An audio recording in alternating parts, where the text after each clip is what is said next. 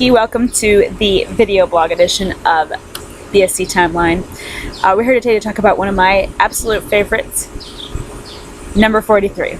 And I am not saying the name of it just yet because that's part of the reason why we're having a video log of this rather than an actual blog entry. My version of the book comes from this British edition here. This is pretty cool. I'm assuming that's supposed to be Stacey and Charlotte on the cover. I'm not entirely sure. This is an omnibus edition here. You probably can't read that actually, but it says Stacey's Emergency, Dawn and the Big Sleepover, and Christine the Baby Parade.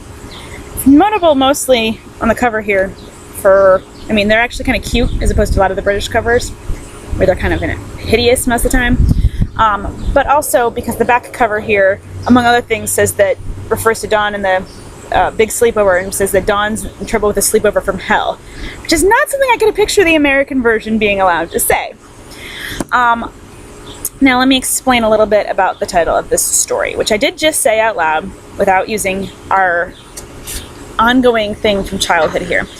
My sister, my friend Tessie, and several other people who have never read the Babysitters Club, you mentioned this book to them and they don't say the name properly. They do it like this: Stacey's Emergency. I cannot explain this. It's something I started, I was probably 11 years old.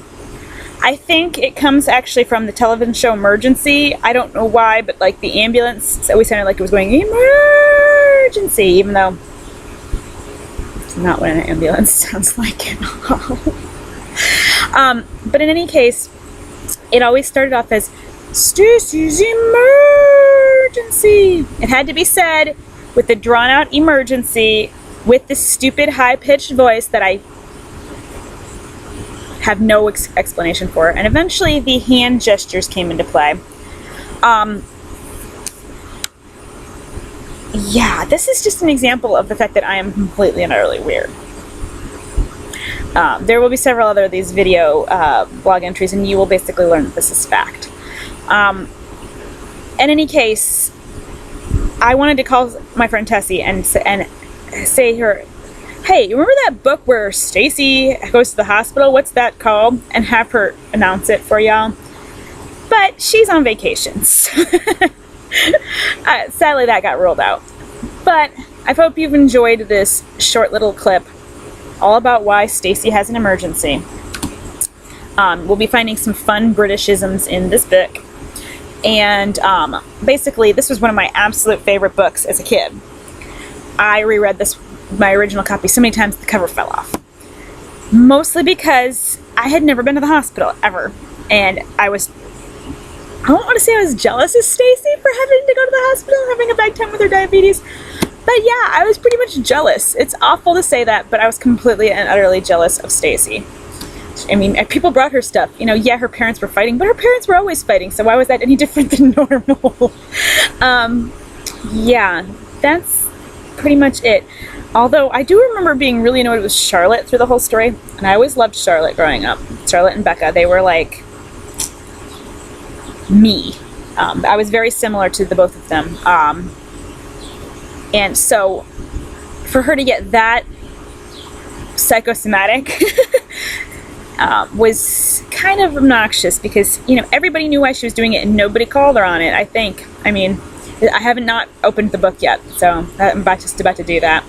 I might be back with another blog at the end. If you're very lucky, I may go ahead and do a British accent for you, but don't hold your breath because it's probably not happening. I lived in England for 2 years as a child, and I lost an accent about 3 months after I came back, which is why I always kind of question, you know, when you read stories all about with the Hobarts in it, and they'd be like, "Mum's laid one on," and stuff like that. You know, within 6 months of moving to the U.S., they would no longer sound Australian. They might occasionally use an expression that would not be American, but they wouldn't sound. Their accent would be half gone, even with their parents sounding like that, because there's videotape of me, or audio tape rather, of me at age 8 sounding awesomely British. I would love to find this and share it with the world. So Thanks for tuning in, and I hope you enjoy the book.